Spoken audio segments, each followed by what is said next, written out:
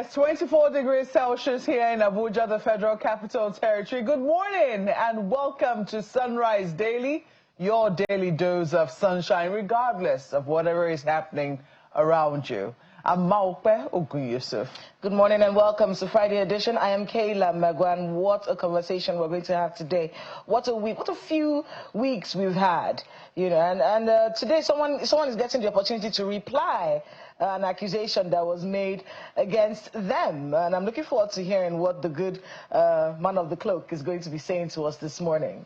Indeed, Kayla, I think we might as well get to it. So yesterday, at least this week, the president, the special advisor to the president on information and publicity, Mr. Bayo Onanuga, had appeared at a sister station granting an interview on the current spate of kidnappings that have happened across different schools. Do not forget that the National Assembly is currently looking at this matter, and they resolved to probe what exactly has been happening across the different schools, especially with regards to the Safe Schools initiative, because we do know that in this country, some money was budgeted to keep schools safe, especially after the Chibok incidents.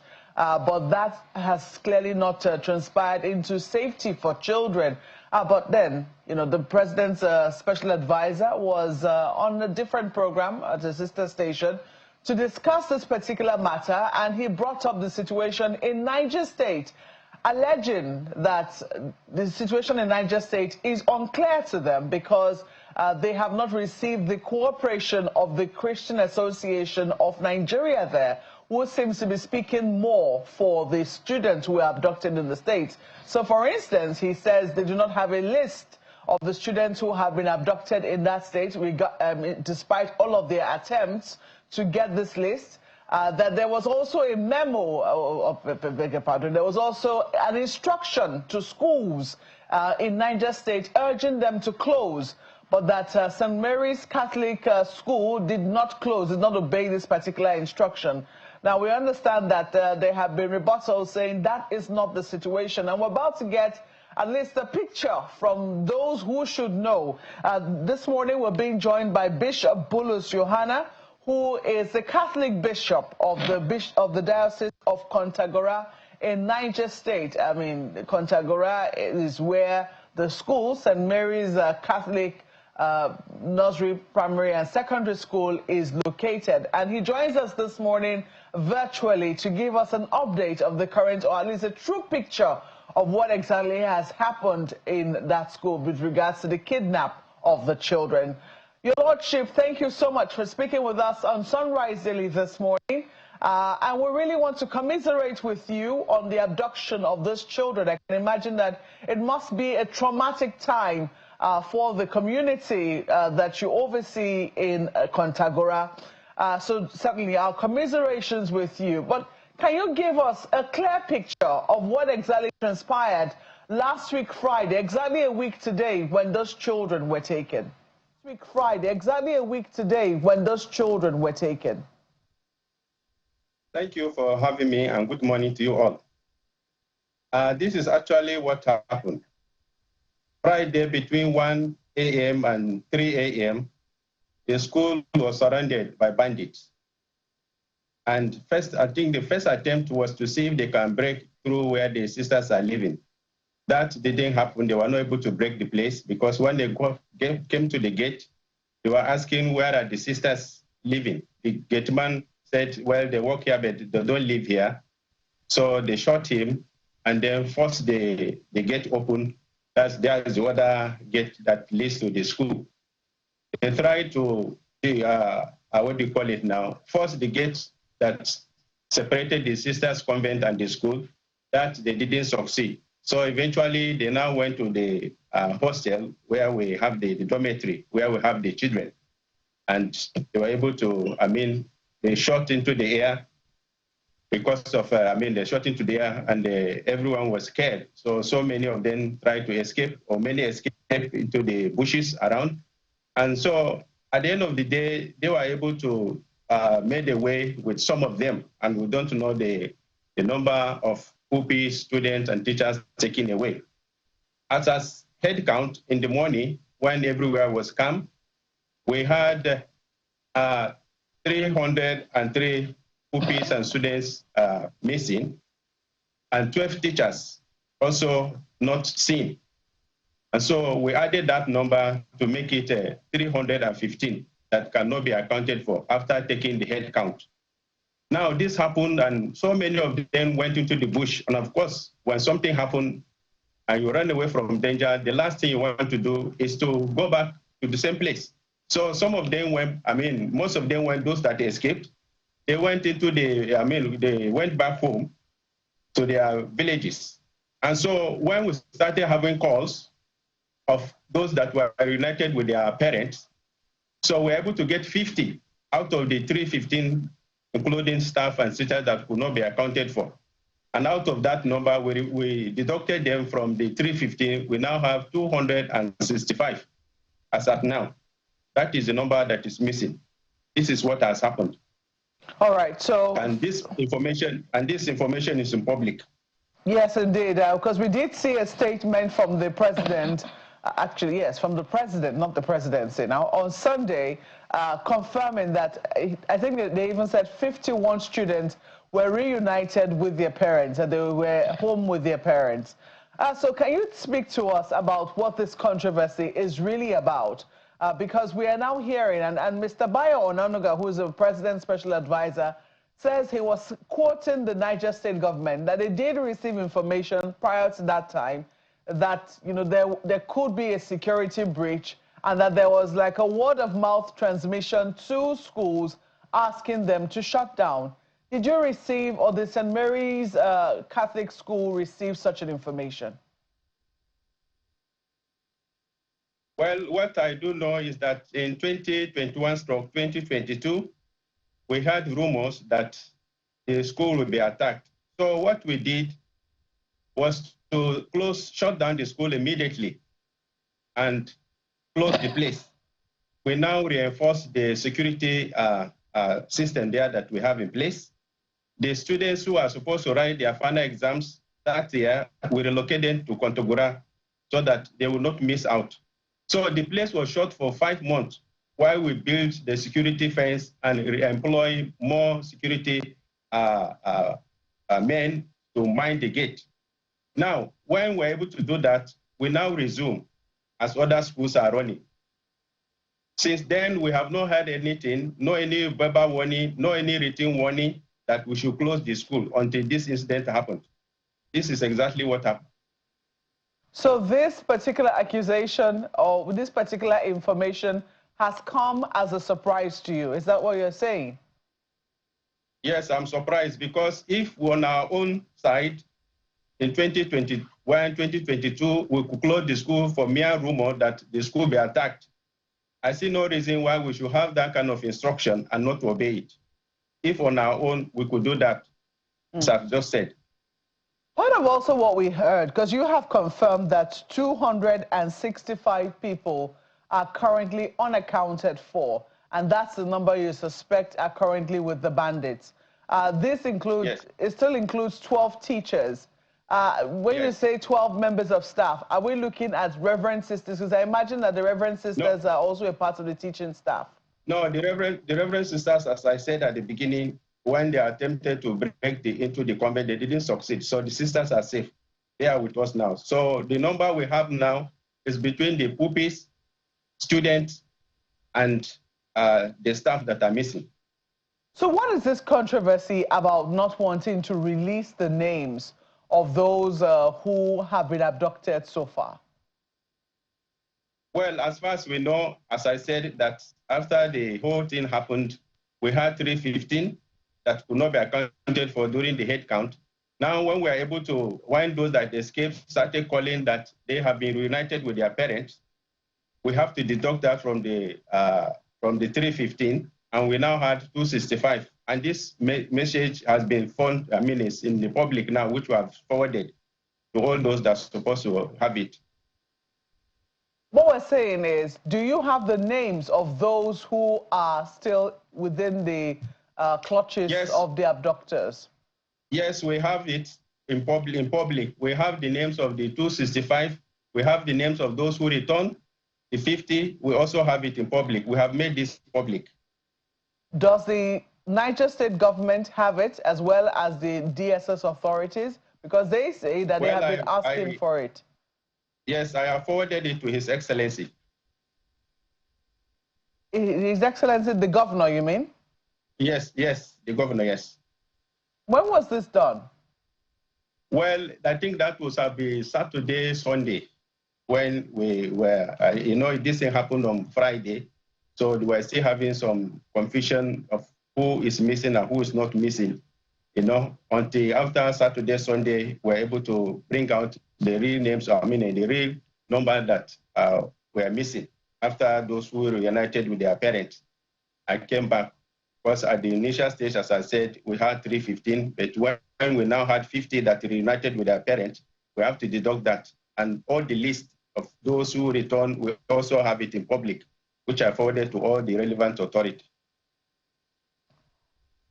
Well, we're really sad about everything that's going on, and the fact that this has happened at a school where children just wanted to get some education, and then we're seeing a lax that has led to what we're now discussing. When it comes to the kidnapping itself, have you heard anything from the kidnappers? Have they asked for ransom? Is there anything that has been said?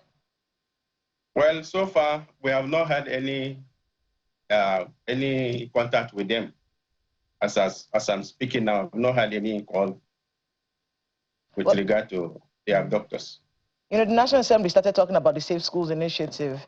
I remember it was after the Chibok kidnapping. $10 million was the initial pledge for the Safe Schools Initiative. I want to find out from you, as someone who's been running this school for a very long time, has there ever been any Safe School Initiative conversation or any deployments that have been made to any of the schools, or even the school that that we're all talking about right now since 2010? Has there been any kind of initiative towards protecting schools in your state? Well, I can say on my state, only the schools that we are aware of, the one that we own, that is owned by the diocese. And I've told you what happened when we heard the rumor that this is what is going to happen, and we shut the place and beef up the security there. That is what we, on our own part, we have done. So that could be happening maybe in the government school and other schools, but for our own, our own is a mission school. So we just try to do what we can to protect the lives of the students and pupils there. We're listening to the Niger State governor. Officially, schools are closed in Niger State. Is that correct? Yes, I think after that incident, there was a meeting on Saturday, I remember very well, and we had the circular that all schools should be closed. What impact do you think that would have? When the incident... Sorry? What impact do you think that would have on the education of the students? Well, we have devastated, and that will affect especially the enrollment, because with that kind of thing, it's really going to affect enrollment in the first place. I think that will be what we suspect be the first disadvantage. Another conversation that came up when the schools were closed, and of course this is going on across the country, is that typically in states where the schools are closed down, they usually do not open up afterwards. Is that the situation in Niger as well? Well, as I said, that we closed our school on our own. When we heard that there was room on 2021, 2022, for 5 months until we improved the security before we, before we reopen again. So, and since then we have not had anything that we should close the school because of the security situation. So our school have been running. Your Lordship, since then. I'm a little curious. Where precisely did this controversy now emanate from? Because the impression that one got listening to Mr. Onanuga is that there has been a lack of cooperation between the authorities, especially the Christian Association of Nigeria, of which I know that the Catholic Church is a part of, and the Niger State government, which also has reflected in the relationship that you have with the security agencies. Where did this come from? Well, as I said, that all the necessary information that were supposed to make available. When they were available, we made them available. So the controversy, well, I don't know where that controversy is coming from, because when Mr. Ononuga's interview took place, already we have made the information that was requested available. Were you able to reach out to him or to anybody else around him to be able to say, well, this information is already out there. Why did you say this? Well, I've not been able to reach him because what is happening at the moment, after we collected all the information that is needed and forwarded to them, we are now seeing how to help the people that are affected, by calling them to calm down and to pray and to hope that the government will do the needful. Have you been able to reach out to the Niger State government as well? Because he seemed to have been quoting the Niger State government, even going to the extent of saying that it's now strongly in doubt as to whether or not, students were even taken in the state. Well, I've been in contact with him from time to time. He calls me any update. And so I will send him all the information that is needed. Is there any contact? I say, no, I've not heard anything. So till now, the bandits haven't, the terrorists haven't reached out to any authorities within, because I know that, the Catholic Church and CAN, they're two separate organizations. Have you heard from CAN as well to, find out perhaps maybe they're relating with CAN instead of the Catholic Church? Well, as of now, I've not heard anything that CAN, maybe whether CAN was contacted or not, but we have not had any contact with any of the abductors for now. How hopeful? Because people are worried. I mean, you have the school is a comprehensive school in the sense that it has children in primary school, it has children in secondary school. I don't know, I imagine it also is a nursery school as well. Were any children taken from the nursery section of the school? Well, it's a village area. So when we talk of nursery school, nursery primary, there are children from 7 and above. So it's a place where there is no school in the village. Most of these, 99% of them, they are villagers. So before they bring them to school, they are between 7 and 8 years. And so we cannot begin with them the normal learning. So they have to put them in what we call nursery primary school to get the normal reading before they are moved to the next level of education. So when we say we have nursery and primary, it's not really toddlers who are still running around on their own. No, there are puppies who are already moving around, who could do so many things on their own from 8 to 10, 14 and above. So that is why we have the primary and nursery school. And because in the villages, there are no, there are no schools. Most of them live in the interior place. And so that is why we're able to make that provision so that they too will also have opportunity to send their children to school.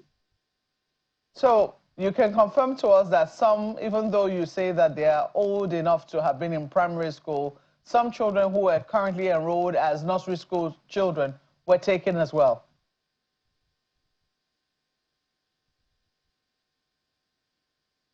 Your Lordship, did you get my question? Sorry, I think. I was saying that are you also confirming that even though these children are old enough to be in primary school, because you say that the children who are in nursery school are not exactly toddlers or, yes, very tender age, so to speak. Are you confirming that some of them who were enrolled as nursery school children were also taken as well? Yes, we have some of them taken as well, because they are, there is the primary and nursery session that they were able to break. That is why we just have a large number of them taken from that section. The secondary school is only about 14 students because they were unable to break the other place. So when we talk of nursery, they are from 7, 8 and above. So that even though they have passed that stage, but because it's a village area and they needed to have some readings before they move to the next level of education. So majority of the children who were taken were from the primary school section? Yes. Do you want to give us a breakdown, please? Well, from the, what do you call it? From the secondary school, we had only 14 students taken. And from the primary school, that is where we had a large number. And when you remove 12, that is the teachers from the 65, and then, what do you call it? 14 from the secondary school, the remaining are the number of those who are taken from primary school. So you have 239 children taken away from primary school? Yes, exactly. I mean, I want to be able to get what's going on with the security agencies. What kind of cooperation are you getting from security agencies as they work towards the rescue of these kidnapped children? Well, I believe they are doing their work to see that the children are rescued, student pupils are rescued. I think they are doing their work to see that that is done. But they're not communicating with you? Well, the one I've been communicating with is the DSS in Aguara, who has been calling me, and most of the information that we have been getting, especially the details, I've forwarded it to him. The police at the DPO in Aguara, they called to say that the sisters are to go and make a statement, which we have sent the sisters, and they have made, when they went to the DPO's office in Aguara, and they have gone to give the statement and the details and the names of all those that are missing. We have all these details with them. Yeah. Submitted. What about the parents of the children? How are they faring right now? Well, of course, you know, they are traumatized and they are worried, you know, so they are all looking for, we are praying and hoping that by the grace of God, their children will be released. Everyone is traumatized. In fact, recently now, 2 days ago, 2 of the parents, one woman and one man, who heard that they have died. I mean, we saw that headline. I didn't quite understand it. What happened? Is the shock or the trauma that caused their death? So probably, you know. I mean, and then there's supposed to be some kind of support for parents at times like this. Is that something that's been, you know, provided for them so that they can be hopeful? Is there any kind of support that is going on to the parents right now? Well, at the moment, as I said, you know, it's a rural area, and if there is any support that we can say we have been given, is this prayer and asking them to be calm, hoping that something concrete will be done to see that their children are returned safely, you know. So in fact, sometimes they call me to even sympathize with me, that they are with me in their prayer, hoping that everything will be done. So we're kind of supporting each other in form of prayer, form of advice. And so whatever information, whatever is happening, we also try to say that we are doing our best to see that their children are rescued. Your Lordship, you know, we continue to hope and pray that the children will be safely returned to you as well as their parents, and that they'll be back home safely. But you did mention that in 2021, 2021, stroke 2022, on the basis of a rumor, you did try to strengthen and fortify the perimeters of the school and put in some security measures. Yet it would seem that, you know, some parts of it were breached. What more do you think that you could have done to have prevented, or what more do you think could have happened to prevent such a massive abduction of students from being taken from your school? Well, as I said, that we have done our best to see that the place is secured, and there is no amount of security measure you will take that there will be no lapses at times. So we have been able to do what we are able to do and what the situation is there now. But we are hoping that I think we still need to do more in time to secure the place. So what we have done is what we are able to do when we had the rumor, and to secure the place and the pupils and students. The reason I ask this is because you did say that something was done, and we're having this conversation. I mean, I'm sure you are following what is also happening at the National Assembly. The National Assembly is currently having a conversation on the Safe Schools initiative. Some people will think that, you know, when perimeter fencing is done, a gate is there, you know, and some other things have been done. I don't know what else needs to be done, but that this should be able to limit the incursion of these terrorists into our schools. Now, if your school already did that, and yet over 200 children, close to 300, were taken from the school at once in one fell swoop, there will be questions as to what more needs to be done. I want to believe that you want to be a part of these larger conversations as to how our schools can actually be made safer, because the hope is that when the children come back, and we pray that they'll be back soon, and maybe after they have been counseled and encouraged to go back to school, that they will be able to stay there knowing that their safety is guaranteed. What more do you think needs to be done to give parents and even those who will be teaching them the assurance that we're learning in safety? Yeah, with all that we have been able to do, if the school is to resume, I think it's to beef up security and to have more security people around, be able to mind the school.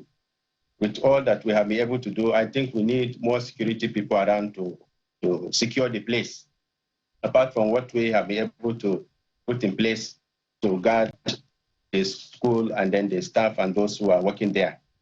So more security forces be deployed in all these places that we have schools. Your Lordship, just out of curiosity, and it's actually someone that just sent that question, hundreds of girls, how were they taken away? Was it a truck? Was it a coast? How was the kidnapping done? Were they made to walk in a straight line into the bush? How did it happen? Well, you know, when they broke into the school, what happened was that, in fact, those who escaped, they heard them saying, let us take more so that we'll have more money. Mm. What happened is they broke this thing, they took as many as possible, and they had vans and motorcycles. In fact, those villagers that woke up in the morning, in fact, one of the parents, he saw them because some of the vans broke down on the way, and so they have to lead them on foot into the bush, I mean, the road where they were taking. Some of the parents saw them when they were passing, but there was nothing they could do, you know? Mm. So vans, motorcycles, some of the vans broke down, yes. They made them walk. Yes, yes. Mm. Were they all armed? Pardon? Were the terrorists, were they all armed, those who came to take the children? I suspected they were armed. They were armed. I don't think they will go like that without being armed. They are armed. The reason I ask this is because we also know that quite a number of communities in, you know, in places now have vigilante groups that usually carry some sort of local rifles. I do not know if Papiri community is one of those that has got a vigilante group, and maybe they try to activate it knowing that they could be on the trail of these children. Are you aware of any such information? Well, you know, the time this thing happened, it was in the night between 1 and 3. So I'm not aware of any group that came as vigilante group in that area to maybe pursue them or to go after them. You said that the security man was shot, or he was asked some questions and then he was shot. Was he killed? No, he didn't. He's recuperating. Shot in fact, I visited him. I visited him in the hospital where he's receiving treatment. Okay, he was shot in his leg or where? Well, he was shot in not in the leg, but the bullet passed through his private part, but he was okay. I think everybody is recuperating. Well, Your Lordship, we have to thank you so much for speaking with us this morning and shedding light on the situation in Niger State. We continue to hope for the safe return of these people who are still within the custody of terrorists. 265 of them, you've confirmed to us, are currently within the clutches of terrorists. 12 of them, you say, are teachers. 253 of them are beg your pardon, yeah, 253 of them are students. 14 of them are secondary school students, while 239 of them are within the nursery and the primary school system. And we sincerely hope that very soon, in no distant time, we will hear about the rescue or the return of these children. Once again, our commiserations with you. Yeah, so I also want to thank you very much for this interview. And I want to thank all those who have been calling to support us with prayers, with advice, with what we need at this moment.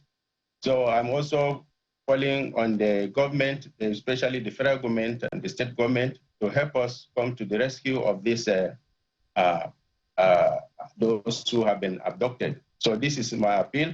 And so once again, thank you very much for having me for this interview. Thank you. Thank you. We've been speaking with His Lordship Bishop Bulus Johanna, who is the Bishop of the Catholic Diocese of Kontagora in Niger State. Thank you once more, Your Lordship. We'll take a break now. When we return, we will be keeping the conversation on the Safe Schools Initiative. As we did say, the National Assembly is having a conversation on it. They're appointing a committee to probe what exactly has happened with the monies allocated for the Safe Schools Initiative. In just a moment, please stay with us.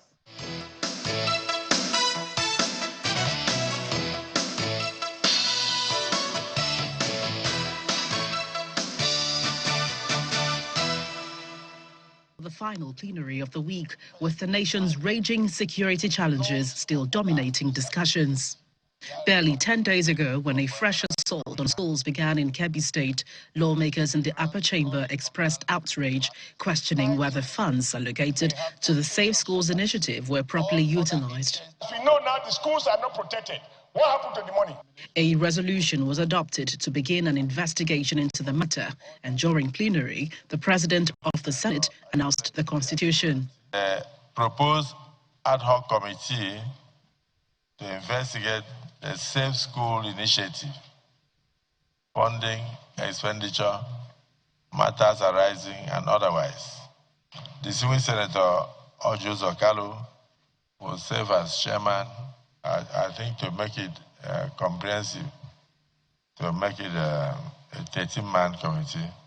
I would like to put the Senior Senator Sahabi Yao as member, and they are to work and report back to the Senate in 4 weeks. By the same token, and in keeping with a resolution adopted hours ago, the Senate passed the Terrorism Act through first reading. Principally, the bill focuses on classifying kidnapping as terrorism, imposing the maximum penalty of death.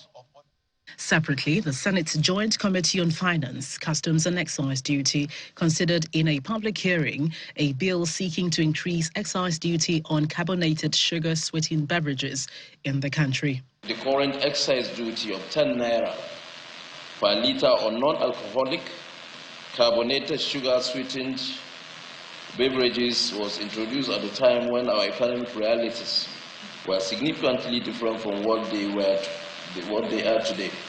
There is a need to direct part of the excise duties and from the items mentioned to the health sector. The most important thing is what percentage. The Minister of Health, who appeared alongside top government officials, gave backing to the bill. We recommend, and our prayer to this committee is to increase the current SSB excise tax from 10 naira per litre to at least 20% of the retail price, which is recommended by World Health Organization. The Senate has also confirmed former federal lawmaker Honorable Ayo Omidiran as the executive chairman of the Federal Character Commission, alongside 37 commissioners representing the 36 states and the Federal Capital Territory. Gloria Umezuke, Channels Television News. Report is the beginning part. The Safe Schools Initiative. The Safe Schools Initiative came up 2014. It's been a long time. It's been running for a very long time. Had a lot of plans of how to make sure that schools do not become places that kidnappers and bandits find lucrative to do their businesses and kidnap our children. So a lot of funding went into it. Now, the Senate is saying that they need to probe that funding. What has it been used for? And we figured, this morning to be important to speak with a Commissioner of Education. So we have joining us via Zoom, Dr. Padi Iyamu, who's the Commissioner of Education in Edo State. He joined us via Zoom from Benin City. Good morning. Good morning. Good morning. Let me talk to you about the Safe Schools Initiative in Edo State. What are some of the interventions that have been put in place by the Safe Schools Initiative to protect the schools in your state? Okay, good morning once again. Thank you very much.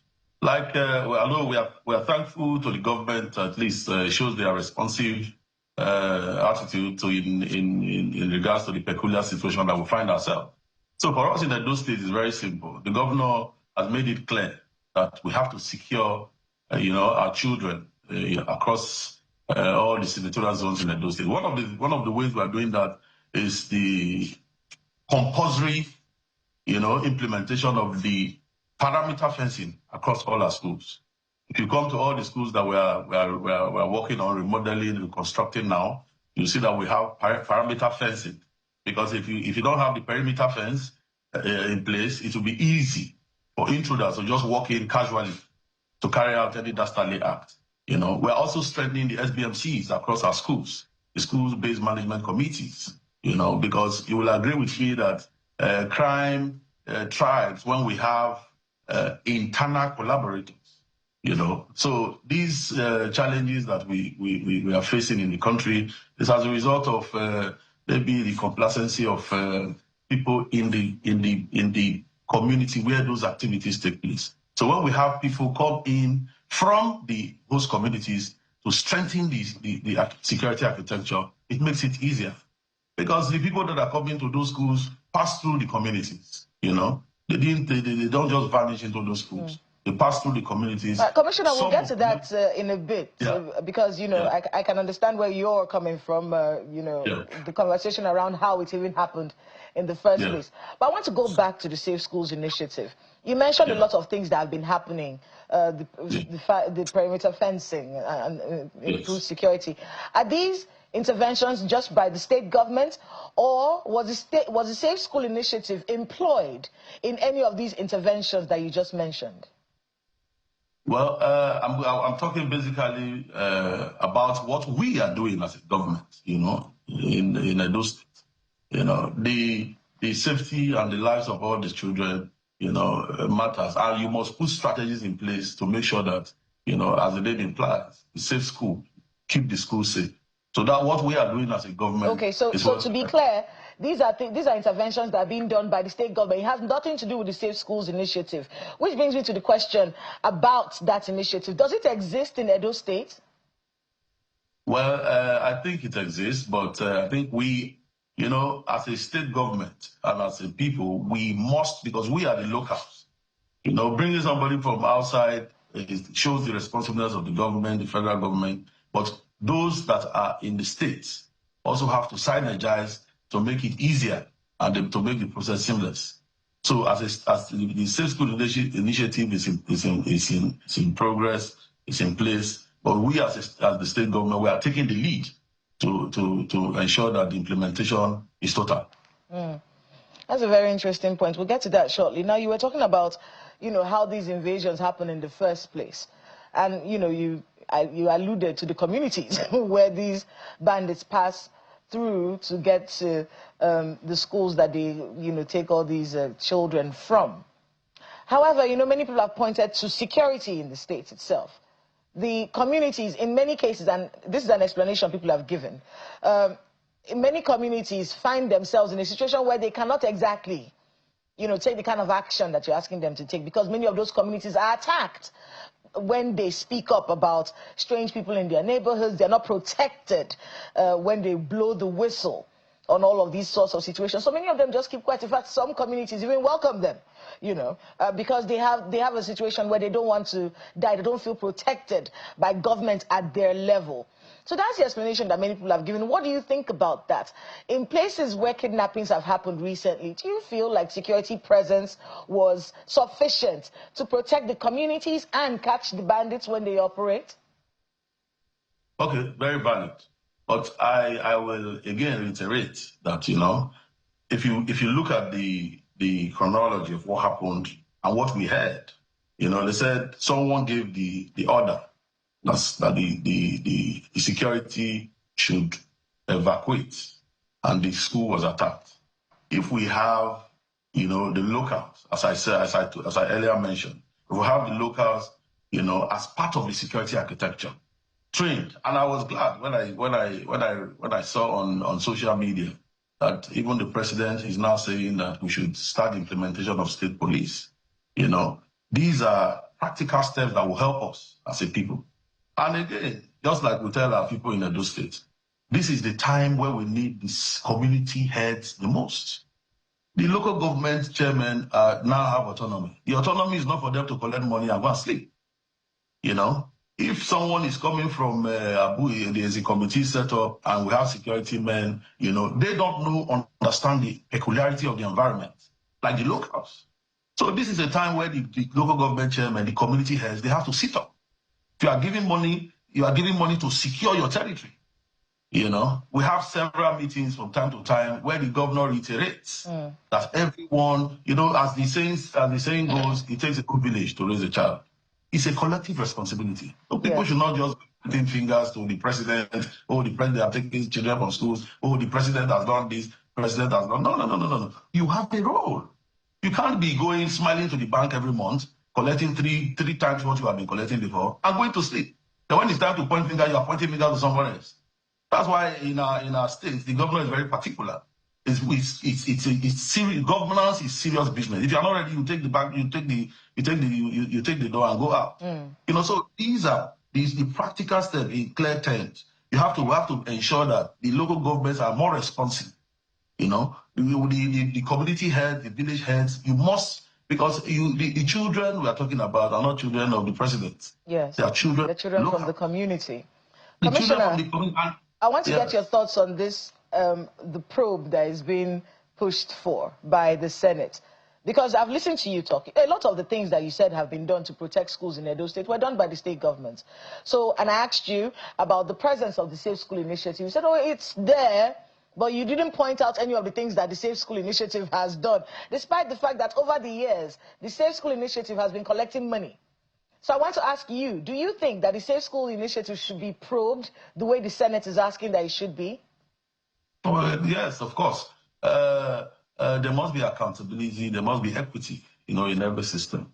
You know, and even in going forward, what I will advise is that some of the state government, you know, or the state government, as it were, should be part of that plan, the Safe School Initiative plan. Because bringing somebody from Imo or Kano to be implementing may not be, you know, 100% productive.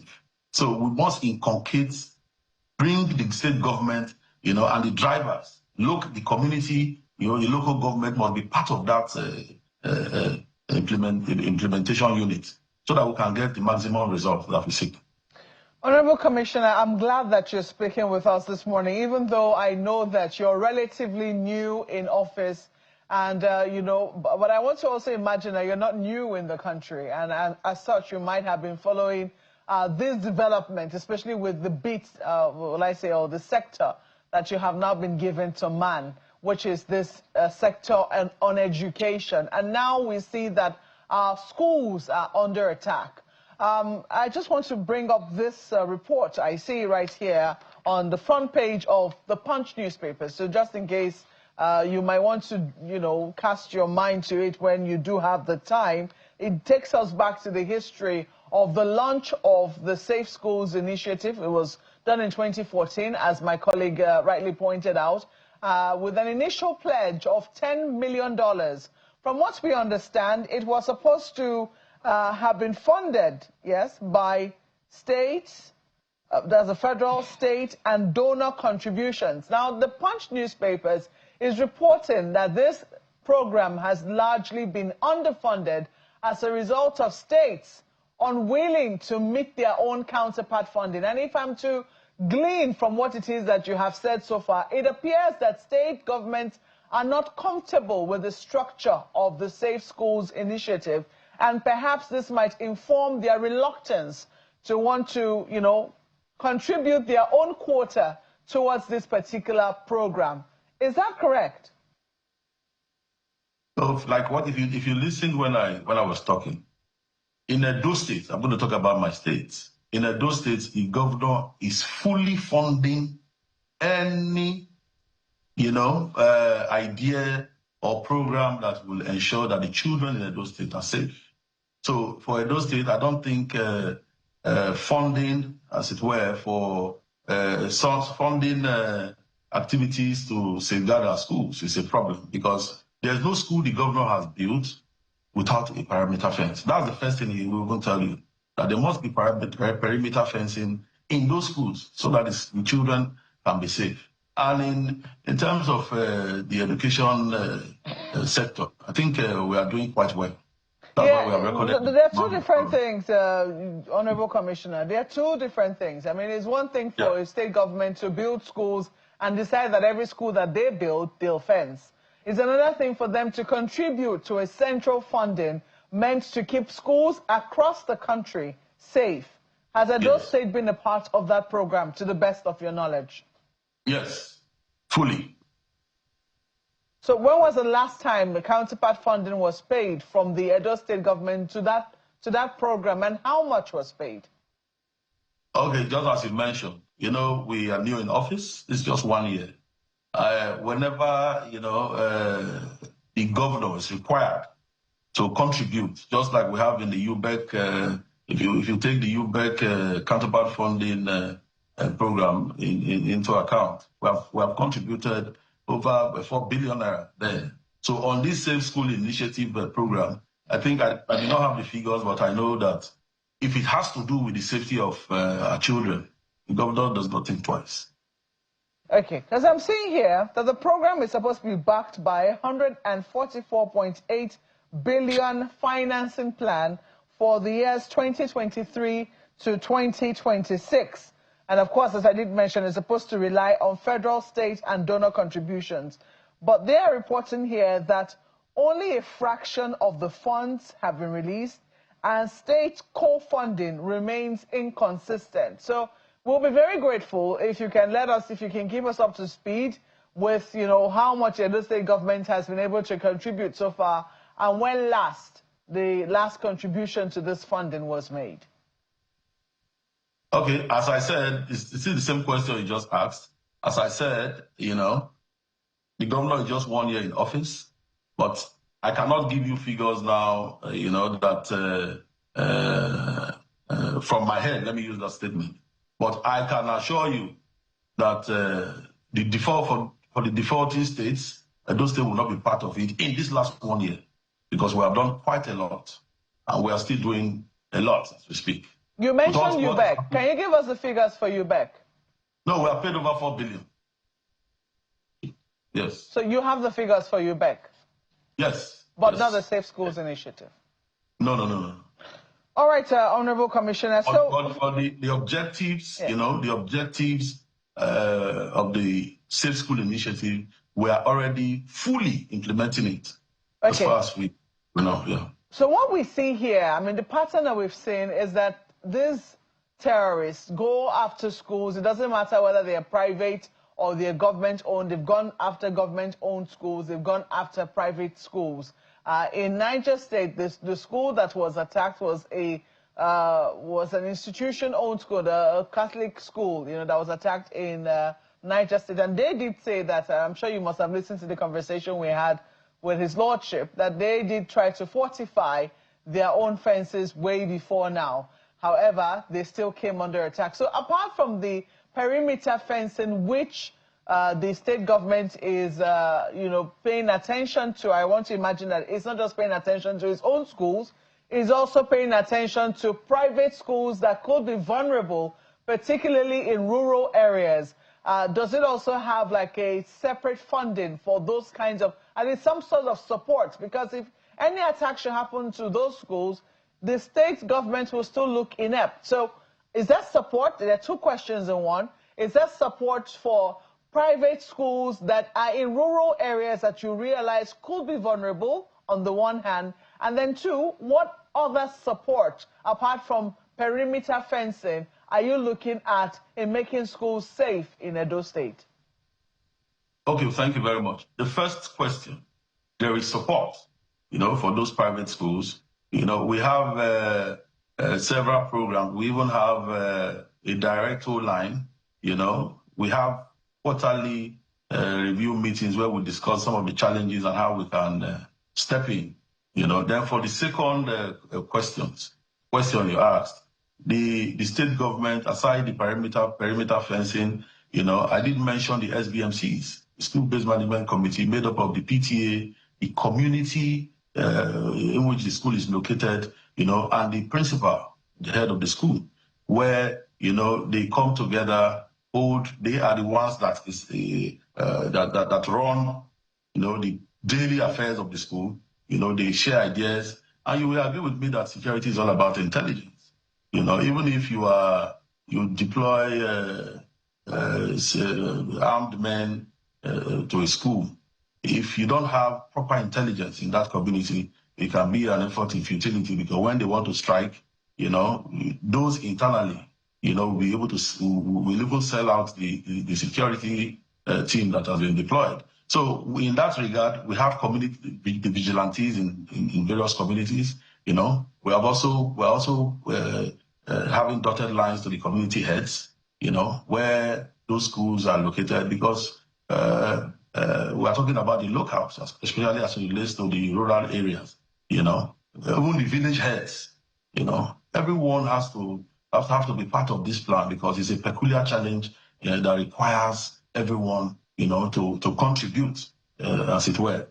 So we have the perimeter fence, we have the SBMCs, we have the vigilantes, and even lately, because of what is happening in the country, the governor has also given an express instruction that we must have at least also 3 security across our schools, into manning the schools during the day and in the night.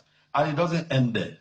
We must have, a special tactical team that will be able to respond if there's a perceived danger.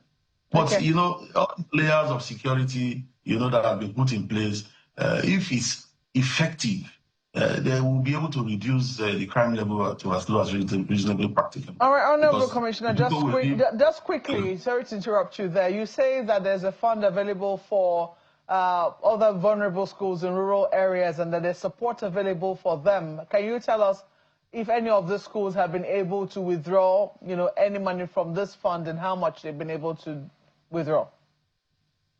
Okay. Well, in my last count, I can be able to tell you categorically that I think the last school we gave support was about 3 billion naira, to one of the schools in the rural area that was passing through, a challenging time, as it requires the safety of our children. The governor is not particular about public or private. Every Edo child matters to the state government. And that's why we had a case where they were handling one of our children, and they were telling us that it's a federal girls' college. And the governor said no. Even if it's federal girls' college, the girls there are Edo girls. So we are going all out to see how we can secure our children, to the best of our ability.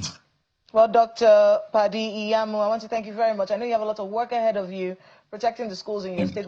We pray for every school, especially the ones in your state right now, that everyone is kept safe, and we do not lose our children to this business that has, really fractured our country. I want to thank you very much. Dr. Padi Iyamu is Commissioner of Education, Edo State, joined us via Zoom from Benin City. Thanks again. Thank you. Thank you very much. Have a nice day. Well, that's all the time that we have for today. Indeed, Friday edition, focused on schools. And we hope that you stay safe out there as we go into the weekend. Please pay heed to your neighbor and be kind. Show a bit of kindness and concern. Thank you so much for watching. I'm Maupe Ogun Yusuf. And I know my bill is rising, Chris. Send me the bill later. Hey, look out for hard copy tonight at 8:30, where we'll be talking about security, security, security. Have a great weekend ahead. I'm Kayla Magwa. Business Mornings on the hour.